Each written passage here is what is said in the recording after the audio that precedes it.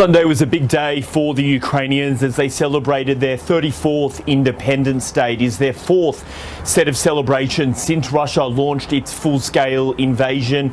Undoubtedly, they will be reflecting on the fact that they can still celebrate independence, that they are still standing after more than 3.5 years of war and still standing with around 80% of their territory still under Ukrainian control. As you might imagine, a number of world leaders sending their congratulations on Ukraine's Independence Day, including from President Trump. We have a little bit of the letter here that he sent President Zelenskyy. I will just read some of it to you. It says, "The people of Ukraine have an unbreakable spirit and your country's courage inspires many.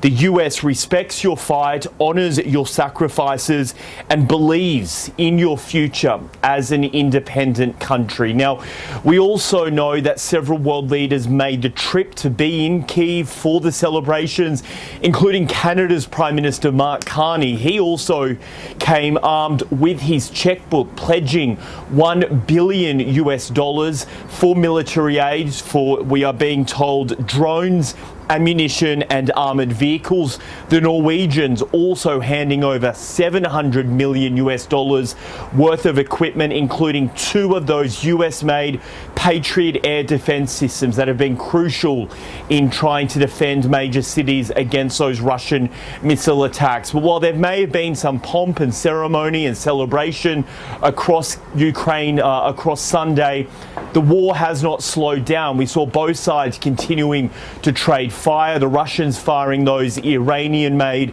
kamikaze drones at a number of cities, but the Ukrainians also launching their own long-range drones, once again seemingly targeting critical oil and gas infrastructure. We are being told one of those drones travelled almost 1,000 kilometres to the very northwest coast of Russia, not far from St. Petersburg, where they hit a crucial oil and gas refinery in the Leningrad region. That very much feels a pattern that we are seeing from the Ukrainians, really focusing their strikes on oil and gas infrastructure. I think acutely aware that that infrastructure is crucial for Russia's economy and by extension for being able to continue to fund its military operations.